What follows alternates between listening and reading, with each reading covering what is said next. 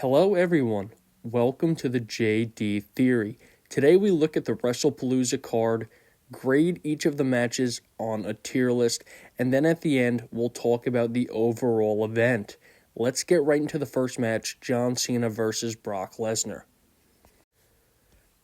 Now, honest to God, I'm not overly bothered by this match because I've seen it before. Brock looked like an animal forged in lava, crafted by Thor himself. Then John Cena popped out with the kids, and in my head I'm thinking, these kids might be crying when it's over.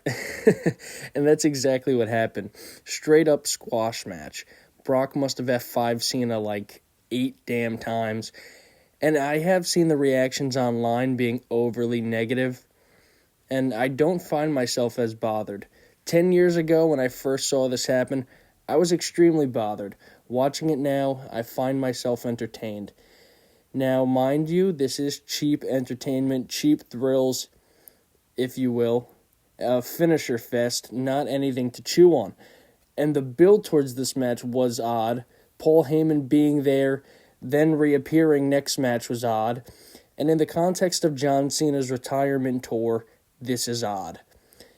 Heyman's got, hands in so many matches tonight. He looked like the Don Callis family. And I'll grade it a C because I'm not outwardly disliking this as many are. It's not an F. The match wasn't great, but we know what it's here to illustrate. The plot leading here wasn't great, but it does speak for itself. And now we have Braun Breaker and Bronson Reed versus the Usos. The Vision versus the Usos. And this was one of the best matches on the card. This is another one I've heard people online were disliking. That strikes me as quite odd. This match was very fun.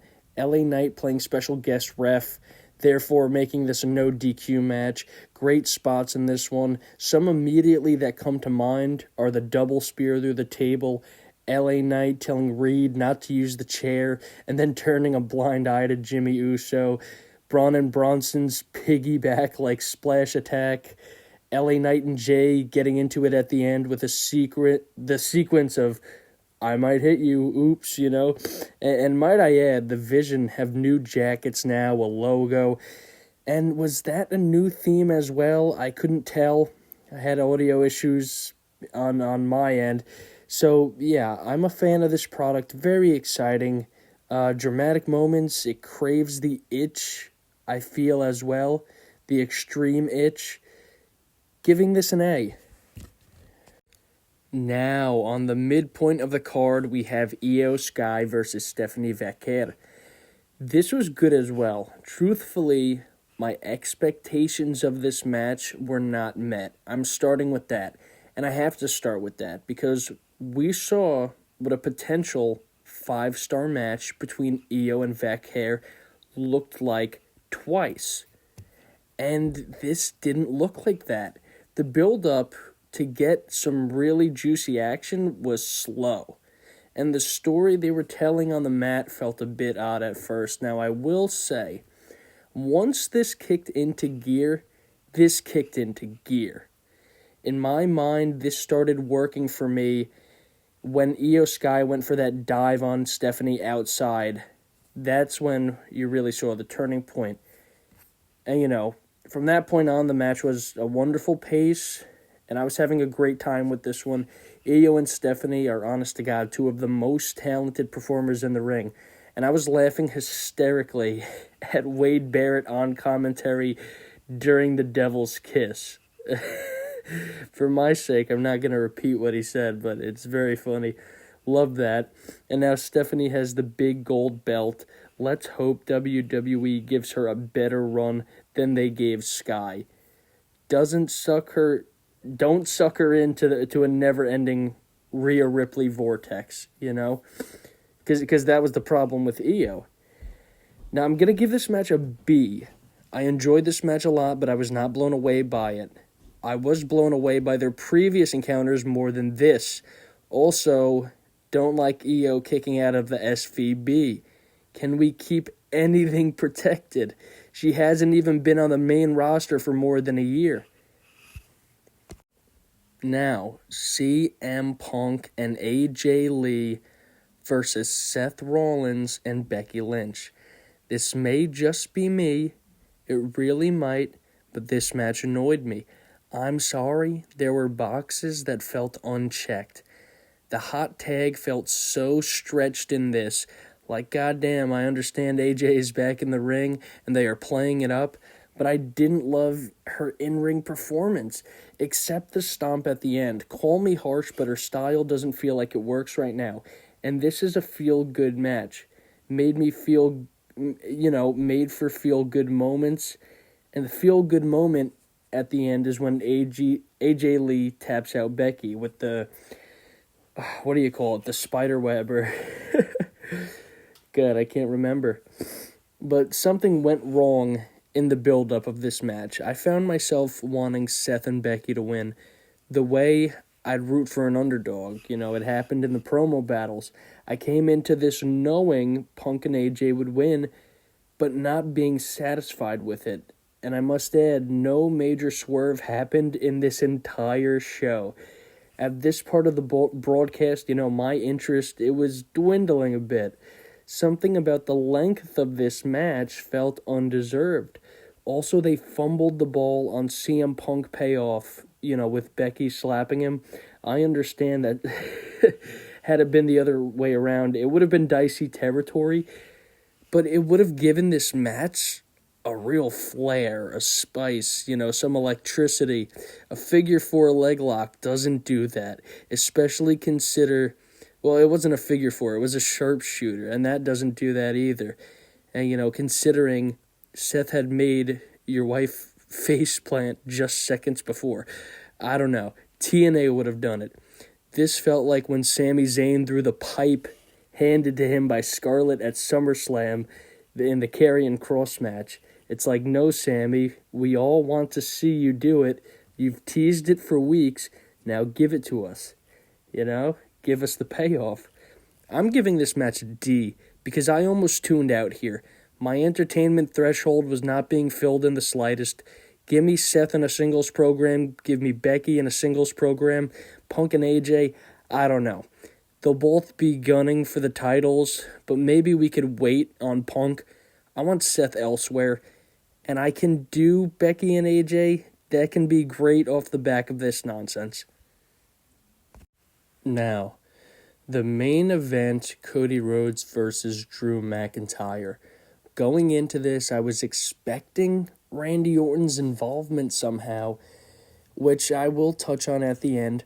But first, I must give praise. Purely in ring, this was the greatest performance of the night. Cody and Drew put on a phenomenal main event.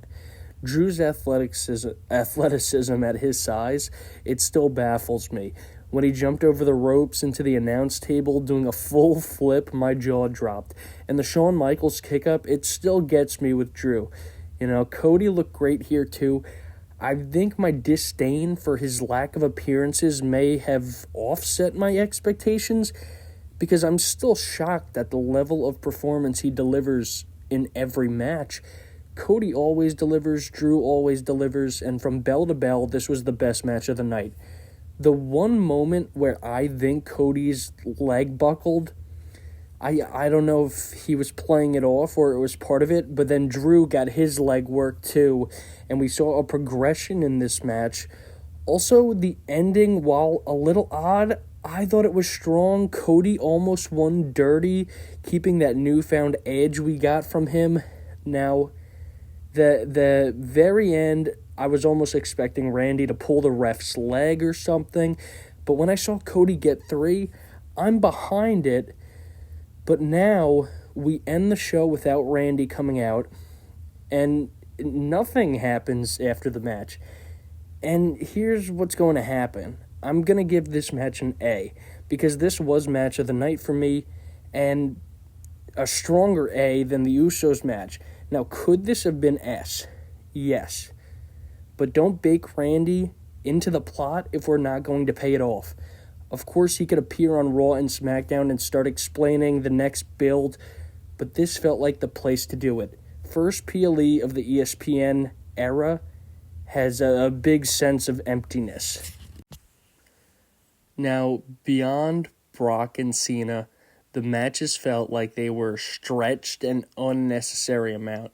Pat McAfee on commentary was fun and he had some good one-liners, but then his presence felt lost because by the end of it, he was gone.